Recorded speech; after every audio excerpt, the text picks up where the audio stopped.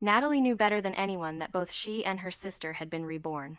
As soon as she opened her eyes, she heard Chloe making a fuss, demanding to marry into the Lawson family. Their parents immediately changed their expressions. Ever since they were little, they had always favored her younger sister. Even though Natalie was only a year older, she always had to yield to Chloe. Their parents tried to persuade Chloe, explaining that the Lawson family had just gone bankrupt. "You'll suffer if you marry into that family," they told her. "Let your older sister go instead. She is older and more thoughtful." Seeing their opposition, Chloe burst into loud sobs and even threatened a hunger strike to force their consent. Unable to bear it, their parents eventually gave in to her demands. Their mother turned her head to look at Natalie, her voice cold. "You must be grateful to your sister from now on." Natalie nodded in silence. It was obvious that she was expected to feel indebted for receiving something her sister had discarded. As she walked past her, Chloe leaned in close and whispered, "Sister, this time it's your turn to taste what it's like living with a psycho." Natalie smiled, thinking to herself, "Psycho? Or does he just prefer to love in his own unique way? We'll see who the real psycho is." Out loud, she replied, "Do you honestly think life with the Harrisons would be that easy?" Deep down, she knew that a lack of money was the true root of all tragedy. Welcome back. Given a second chance, the younger sister steals the wealthy groom, leaving her older sister with a supposedly crazy husband. But shortcuts don't guarantee happiness. Let's see who really wins. In their previous life, when faced with this exact same choice, Chloe hadn't hesitated for a second to choose the Harrison family. She had dreamed of a wealthy housewife's life, living in luxury forever. She had even told Natalie, "Sister, you can clean up that mess of the Lawson family yourself." Who could have expected that the eldest son of the Harrison family, Hunter Harrison, was a dark, terrifying, and obsessive man?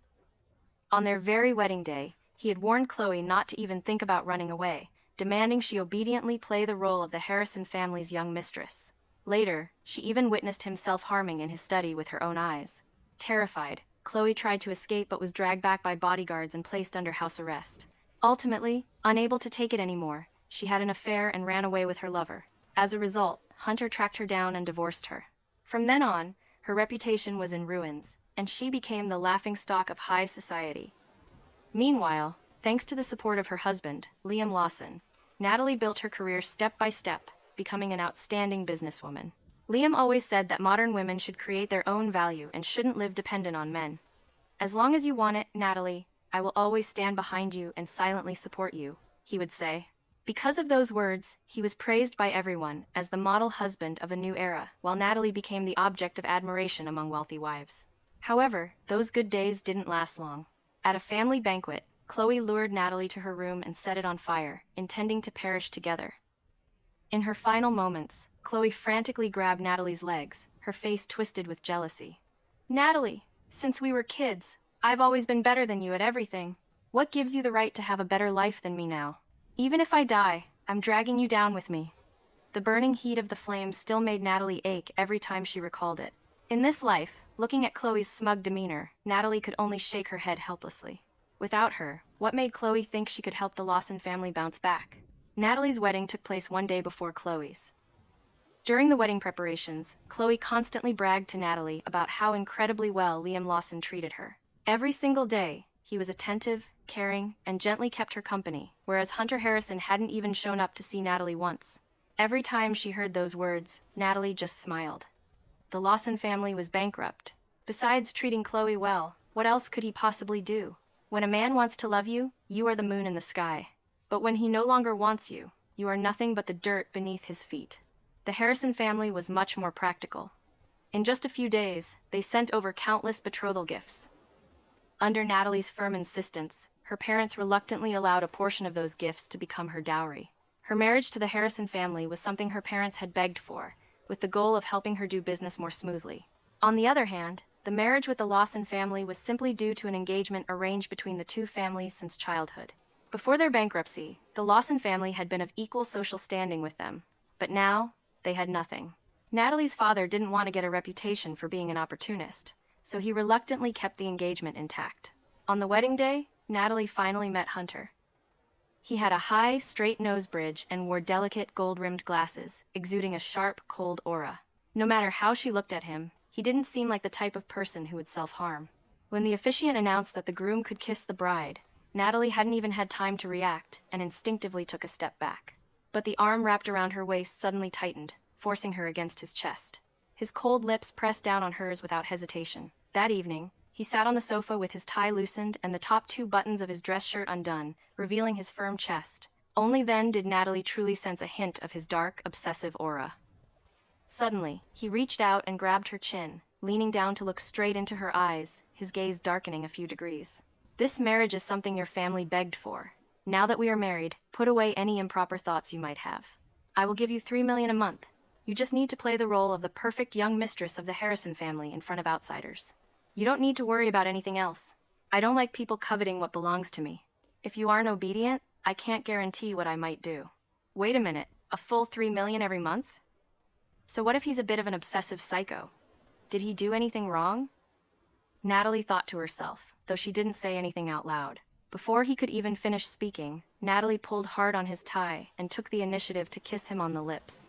Ever since earlier, her eyes had been lingering on his open shirt collar. Whenever he leaned over, his abs and toned physique were clearly visible. Honestly, who wouldn't be captivated by that sight? After a while, she pulled away and clearly saw his ears turning bright red. Her hand instinctively glided along his abs as she leaned close to his ear, her breath hot. "Husband, you have a great body. Now that we're done talking, shouldn't we proceed to the next step?" His entire body trembled slightly as he spoke in a deep, hoarse voice. "What are you doing?" Natalie raised an eyebrow. "Exercising my wifely rights? Is that not allowed?" Sensing her provocation, Hunter chuckled softly. The next second, he took off his glasses and bowed his head to kiss her passionately. He carried a domineering intensity and a scorching breath that she couldn't refuse. Natalie felt as though she was about to melt away.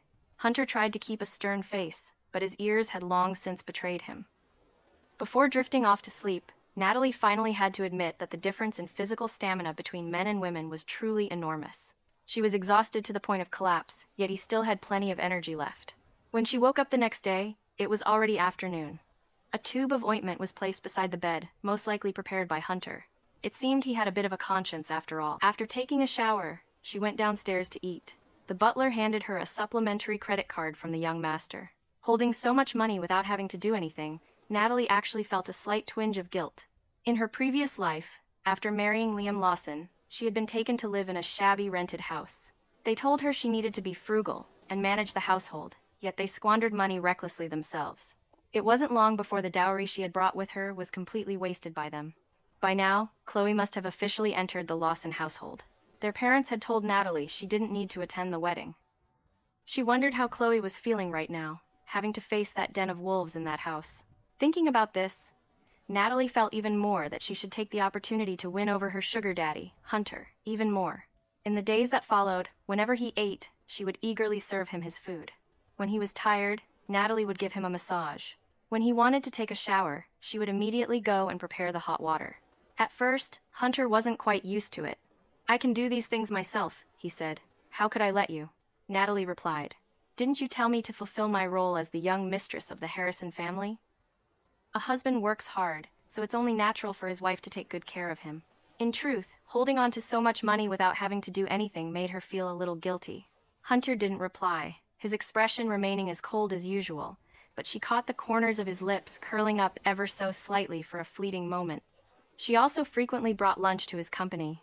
Having become a businesswoman in her previous life, she understood exactly why CEOs often suffered from stomach issues. They had stomach problems because they were genuinely too busy to find the time to eat. In Hunter's office, she saw a female secretary wearing a deeply plunging V-neck shirt, her eyes glued to him as if dripping with desire. While they were eating, Natalie pretended to be absent-minded and remarked, "Your secretary is really pretty, huh? She's got quite a figure, too." Hunter immediately understood what she meant.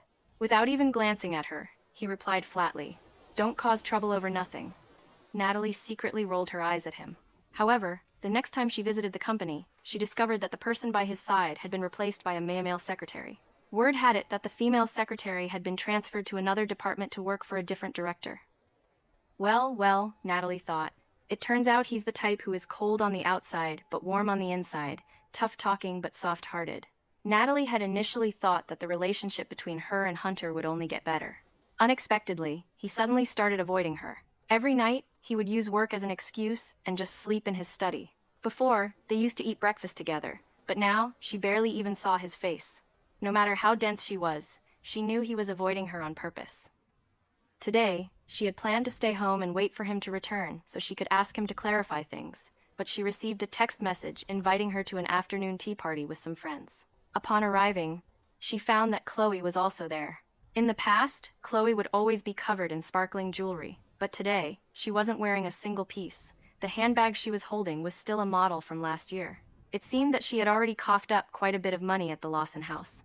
But on the outside, she still smiled radiantly, as if nothing had happened. It was only when she saw Natalie decked out entirely in limited edition items that an unusual glint flashed in Chloe's eyes, though she quickly regained her composure. When someone asked when she planned to have a baby, the smile on Chloe's face stiffened.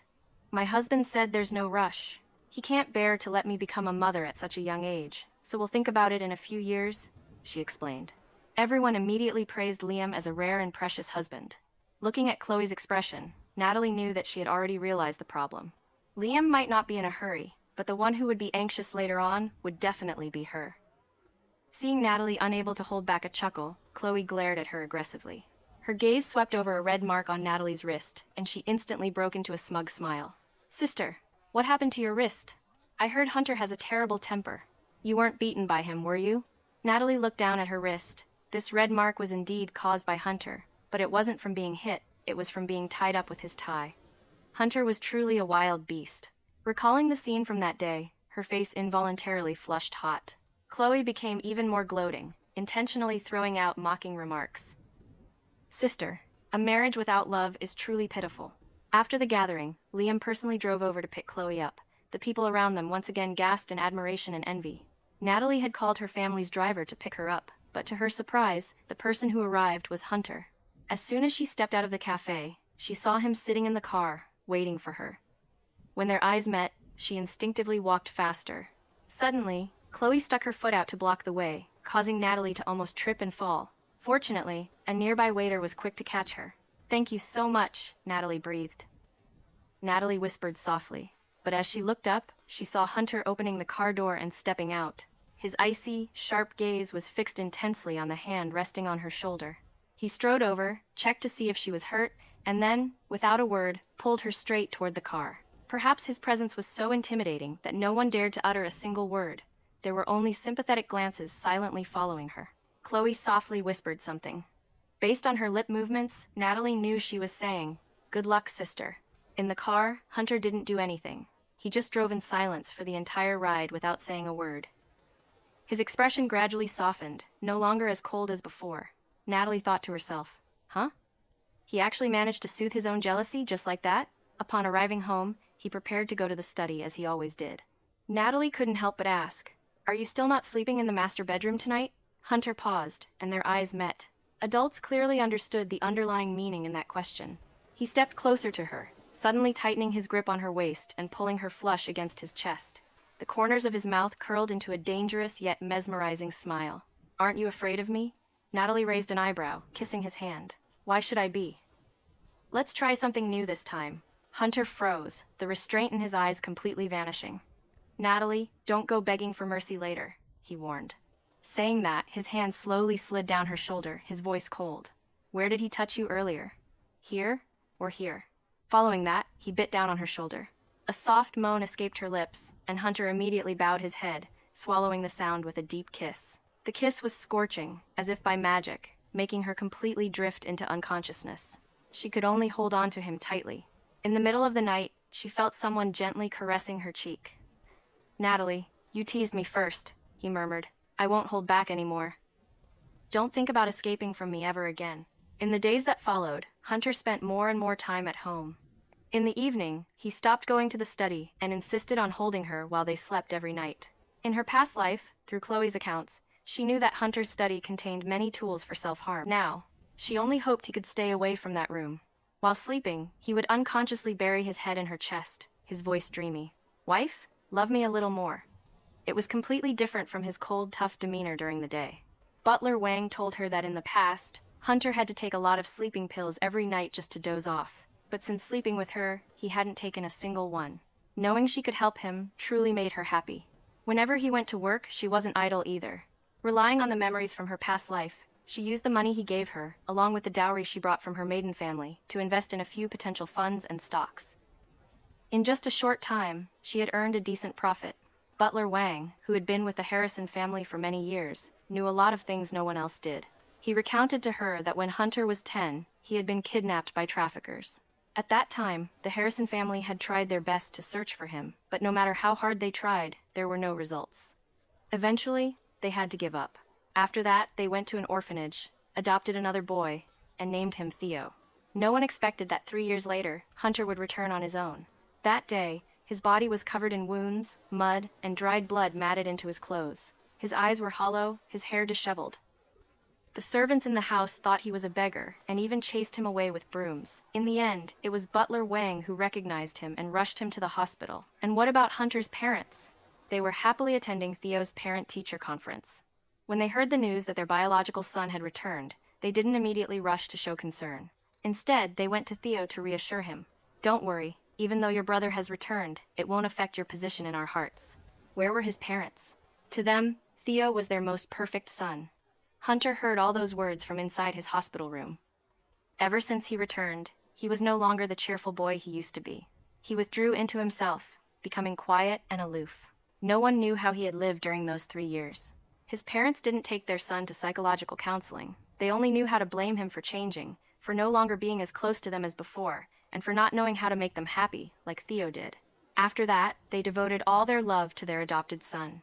At school, Theo led a group of classmates to mock him. Seeing his silence, they were further emboldened to bully him. Theo always deliberately created misunderstandings, making everyone think that he was the biological son of the Harrison family, while Hunter was just an adopted child. Finally, Hunter couldn't take it anymore. He gave all his bullies a severe beating, even smashing Theo's head until it bled. At that time, Mrs. Harrison didn't bother listening to anyone's explanation, and immediately slapped her biological son in front of everyone. From then on, everyone believed that it was Hunter's fault. No one dared to befriend him anymore, but no one dared to lay a finger on him again, either. When Butler Wang reached this point in the story, his eyes grew red. I've watched the young master grow up. No one can truly understand the pain in his heart. That's why, when he decided to leave the Harrison household, I followed him without hesitation, just hoping he wouldn't have to be completely alone. Natalie gently patted his back to comfort him. Don't worry. I will definitely take good care of him from now on. As for parents like that, there's nothing worth clinging to. It would be best to just cut ties with them completely. Unexpectedly, just a few days later, Mrs. Harrison called. At that time, Natalie and Hunter were having dinner. He answered the phone, and on the other end was his mother's cold voice. "Bring your wife home for dinner tomorrow." He was about to refuse, but they said there was something very important to discuss. Ultimately, they decided to go. As soon as they entered the door, they saw the three of them sitting on the sofa, chatting cheerfully and hypocritically. But when they saw the couple, the smiles on Mr. and Mrs. Harrison's faces instantly vanished. Only Theo greeted them with his usual feigned enthusiasm, even complimenting Natalie on how much prettier she looked lately. Natalie smiled faintly and nodded. After a few exchanges, she began to realize that Theo was indeed a master manipulator.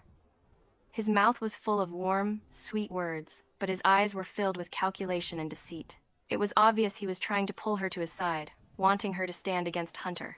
Every now and then, he would intentionally reveal the scar on his forehead, his every word hinting that Hunter was a violent person who might one day lay a hand on her as well. Natalie couldn't help but let out a cold laugh. She never expected that when a man decided to be fake, women wouldn't even hold a candle to him. She smiled back and retorted, "How could that happen? My husband only beats up scumbags." As soon as those words fell, the entire living room went dead silent. The smile on Theo's face froze. He walked away in embarrassment and didn't speak to her again after that. Mr. Harrison started discussing the company with Hunter, but then suddenly changed the subject. "Your younger brother graduated from college this year. Get ready to hand over your position to him. From now on, just assist him well, and that will be enough." In reality, a few years ago, the Harrison Corporation was just an ordinary enterprise. It was entirely thanks to Hunter's efforts that the company had grown into what it was today. Hearing this, Hunter let out a cold laugh. "On what grounds?" Mr. Harrison slammed his hand hard onto the table. "On the grounds that I am your father. I founded this company, and it's my right to hand it over to whoever I want." Hunter raised an eyebrow, his voice full of sarcasm. "Then go ahead and try. Let's see if the board of directors listens to you or me right now." Mrs. Harrison's face turned pale. She furiously rushed over and slapped him right across the face. I raised you all these years, and this is how you speak to your parents. If I had known, I would have let you drop dead back then so you'd never have to come back. His hands clenched into tight fists, his face turned to the side from the slap, but he didn't say a single word. In the end, it was impossible to even eat the meal. He pulled Natalie up and dragged her out of there. In the car, Hunter remained completely silent for the entire ride. Natalie was thinking about how to comfort him when he suddenly hit the brakes and pulled the car over to the side of the road. I'm going to buy some things. You wait in the car. Saying that, he immediately got out of the car without waiting for her reaction. However, Natalie waited and waited, but he still didn't return. Worried that something had happened to him, she decided to get out of the car and look for him. She walked for a long time but still couldn't find him anywhere. Starting to feel a bit scared, she had no choice but to head back the way she came. Unexpectedly, as soon as she turned into a small alley, a group of young men blocked her path. Well, where is a pretty girl like you going instead of going home at this late hour? Come hang out with us for a bit. The leader sneered, reaching out to put his arm around her shoulder. Natalie pretended to be calm, her voice cold. Don't worry, we'll love you very much, he said. She dodged and took a few steps back, warning them, if you don't get out of the way, I'm going to call the police. But they weren't afraid in the slightest, pressing closer step by step until her back hit the wall behind her. There was no way to retreat. Seeing them get closer, Natalie tightly gripped the pepper spray in her bag, ready to strike. Before she could act, the leader's hair was suddenly grabbed by someone, and his head was slammed violently into the wall.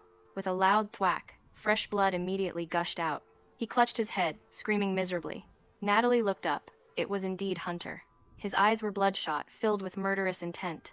Not giving them a chance to react, he rushed in and knocked them down one by one. Each of his punches was so powerful that his hands were soon covered in blood. Finally, the men scrambled to their feet, crying and fleeing in panic. Hunter turned to Natalie, who was standing there dazed. A mocking glint flashed in his eyes. Scared? Then he pulled her tightly into his arms, his voice filled with absolute possessiveness. Even if you're scared, don't even think about leaving me. You can only be mine for the rest of your life. Natalie gradually calmed down and wrapped her arms around him. I'm not scared, but now that you've beaten them up, you're not allowed to hit me. His body stiffened, he buried his face in her neck, and suddenly let out a soft chuckle. Silly. Right at that moment, Natalie's stomach growled. There was nothing she could do. They still hadn't had dinner, and his condition was much better now. He took her hand and led her away to have a really good meal. Later, Natalie noticed a few new cuts on his hand. She knew that he hadn't left to buy things that day, but rather to find a place to hurt himself. He didn't want her to see him in a moment of weakness. He no longer wanted to die, but whenever his suppressed emotions reached their peak, he still couldn't control the urge to self-harm. He always carried a small knife with him, so that when an episode hit, he could relieve the pressure by cutting into his own skin. His psychiatrist had once said that this was a sign of extreme self-hatred. Natalie took the knife away and told him, from now on, if you have an episode, don't hide from me anymore. Let's face it together. He remained silent for a moment, then nodded. In the days that followed, Mr. and Mrs. Harrison called a few more times, telling them to come home, but they refused every single time. Unexpectedly, just a few days later, Natalie's parents took it upon themselves to show up at their doorstep. Furthermore, they had brought Chloe along. Her parents came to her house, saying they heard she was being abused and wanted to come over and show some concern. Natalie smiled coldly in her heart. If they were truly worried, shouldn't they have come the moment they heard the news? Sure enough, after a few polite pleasantries, they quickly revealed their true purpose. Chloe had come to borrow money.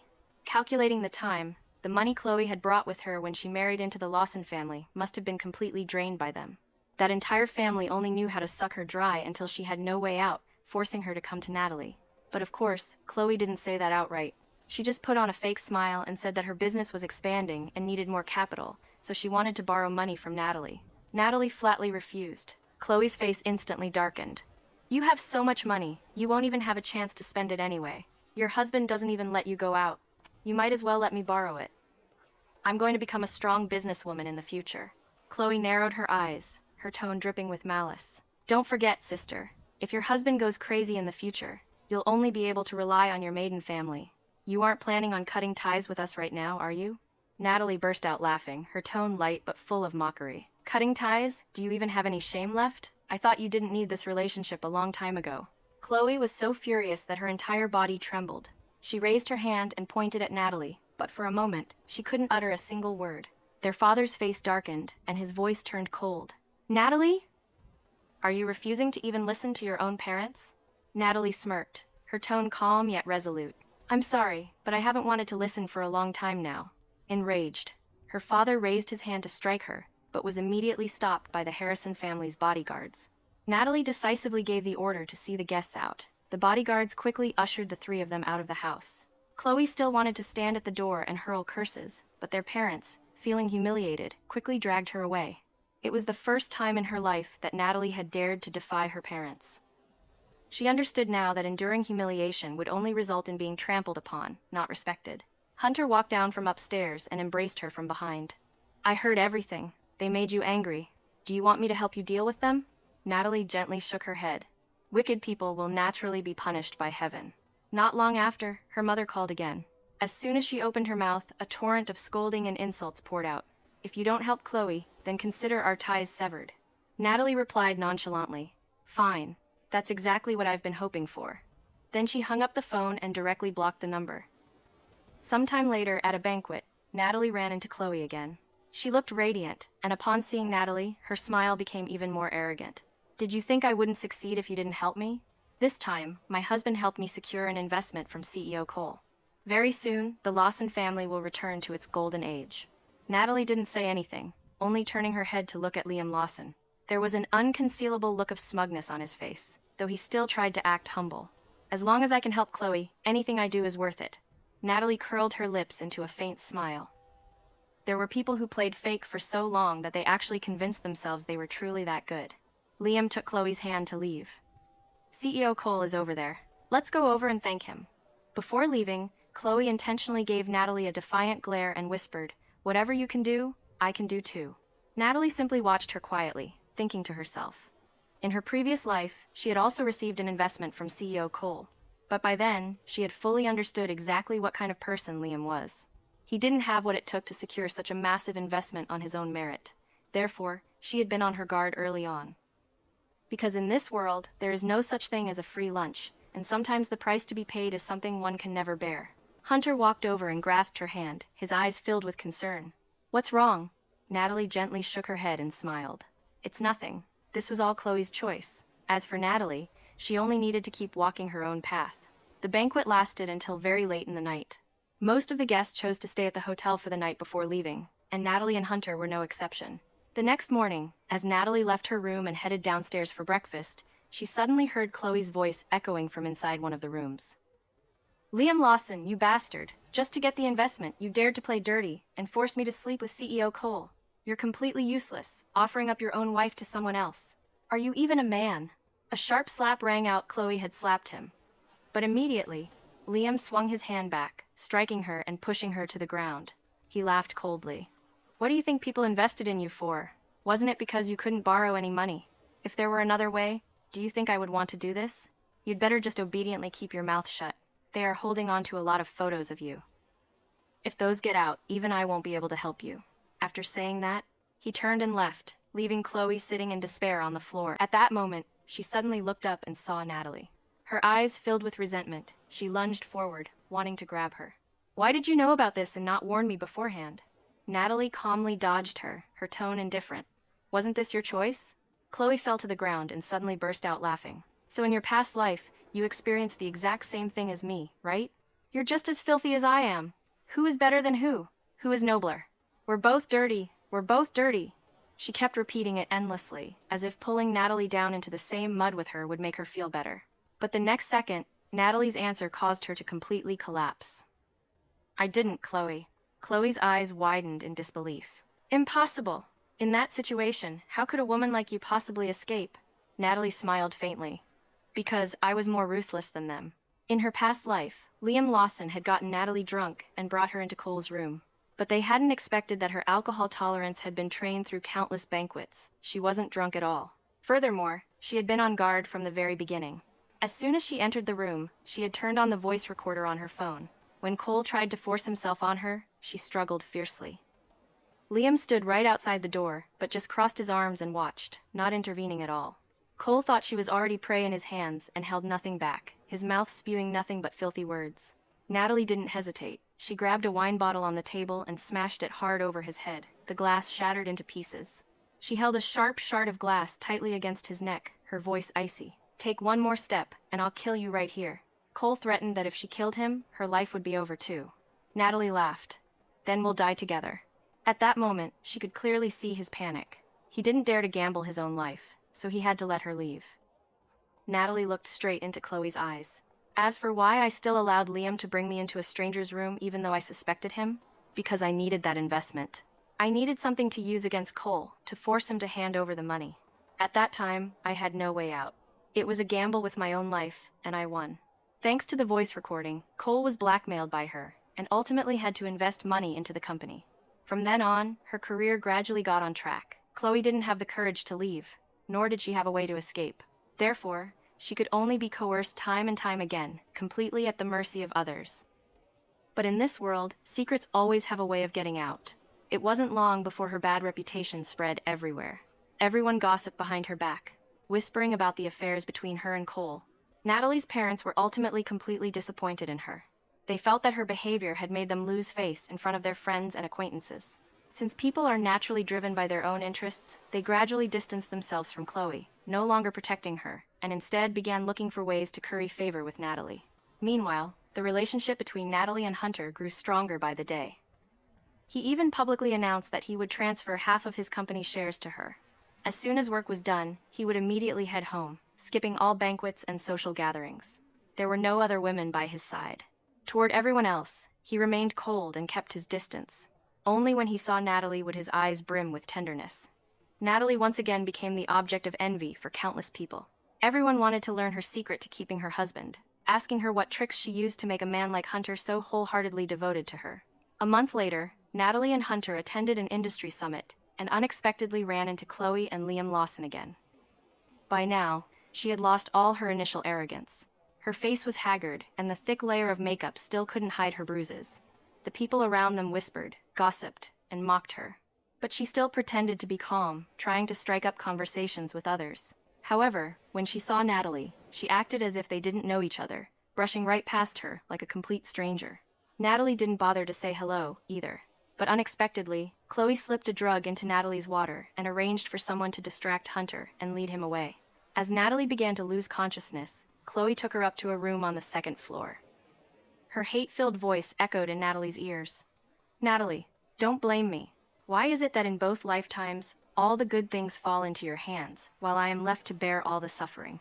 Cole said that as long as I help him get you, he will let me go. Just be a good girl and go to sleep. Everything will be fine." After saying that, she placed Natalie on the bed and hurriedly left in a panic. Natalie forced her eyes open and saw a chubby silhouette approaching. It was Cole. He smiled obscenely as he pressed closer step by step. She desperately fumbled in her pocket and found the small pocket knife. Ever since she had taken the knife from Hunter, she had kept it in her pocket so he couldn't find it again. She hadn't expected it to save her today. The moment Cole was about to touch her, she mustered the last bit of her consciousness and forcefully stabbed the blade right through his hand. "Ah!" He clutched his hand, screaming as blood gushed out profusely. He glared at her and roared furiously. "You bitch! Why do you have a knife?" Natalie staggered and used the knife to slash her own arm. The pain helped her maintain a shred of clarity. Then, disregarding everything else, she ran outside for her life. Before she could run far, she was pulled tightly into someone's embrace. Reflexively, she struggled, but right after, a familiar voice rang out. "Natalie, it's me." She looked up and saw Hunter's eyes filled with deep concern. Only then did she feel safe enough to pass out. When she woke up, she was already in the hospital. Hunter was sleeping beside the bed, holding her hand tightly, as if he hadn't let go for even a single second. She moved slightly, and he immediately woke up, rushing off to call the nurse. After listening to the nurse's instructions, he carefully fed her the medicine, then pulled her tightly into his arms, refusing to let go. Natalie rubbed his head and softly comforted him. "Don't worry, I'm fine." His voice deepened, mixed with suppressed fury. "Just thinking about the fact that he wanted to touch you makes me want to chop off his hands." She let out a laugh, intentionally teasing him. "So, according to you, no other man is allowed to touch me from now on?"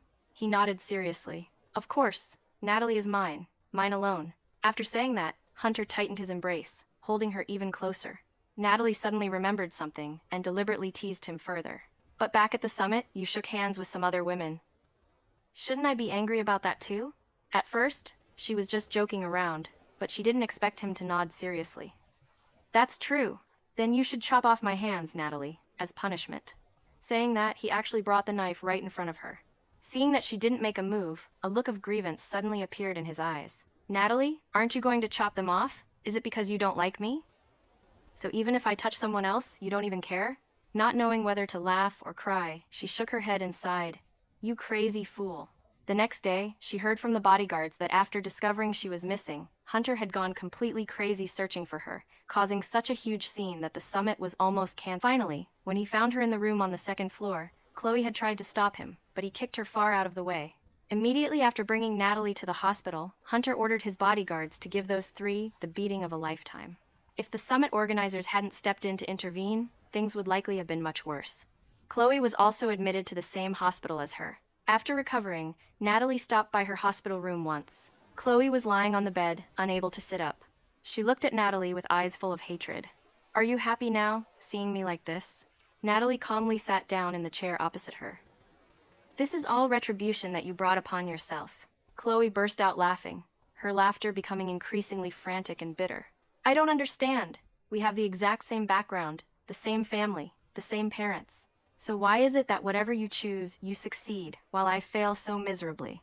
I can't accept this. Why does God always favor you? Natalie shook her head. God never favored me. From the very beginning, you went down the wrong path. What matters isn't what is chosen, but the person making that choice. Chloe sneered. You're saying I'm not as brave as you, right? Natalie replied softly. No. Your biggest mistake was always wanting to rely on others to get what you want. You never once thought about trying to achieve it yourself. In this world, every gift bestowed by fate has a price tag attached to it. People cannot want one thing while also demanding another. Being too greedy ultimately only brings about bad karma. The person who ruined you like this was never me. Chloe's eyes widened in disbelief. Natalie stood up, turned, and walked away without looking back. Behind her, Chloe's nearly deranged screams echoed. You're lying. I didn't lose. I didn't lose. After Natalie was discharged from the hospital, Hunter clung to her even more tightly than before. He blamed himself for letting something happen to her, wishing he could just keep her attached to his side at all times. Her parents told her that after Chloe was discharged, Lawson divorced her. He was now pursuing the daughter of a newly rich family. Having lost everything, Chloe would mutter to herself every day that she wasn't wrong, that she hadn't failed. At their wits' end, their parents eventually had her committed to a mental hospital.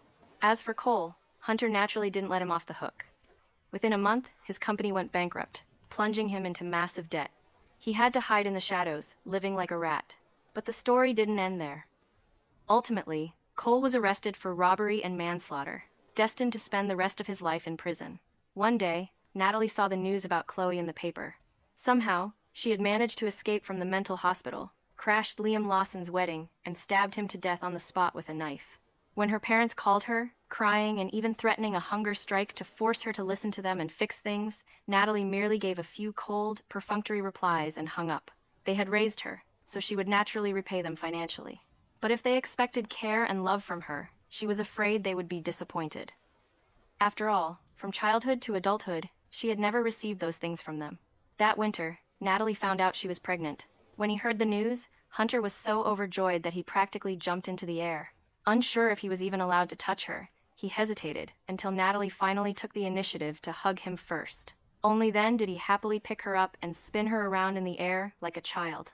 After 10 months of pregnancy, Natalie gave birth to an adorable baby girl. Hunter's parents wanted to visit their granddaughter, but they flatly refused them. Hunter looked at the daughter in his arms, his eyes filled with tender love. He whispered, "Natalie, I promise I will be a good father." Natalie smiled and gently replied, "We both will. Even though neither of us ever received our parents' love, our child will undoubtedly be the happiest child in the world." Chloe lost everything by expecting an easy ride, while Natalie thrived through sheer independence. Ultimately, happiness belongs to those who build their own value. Drop a comment, like, and subscribe.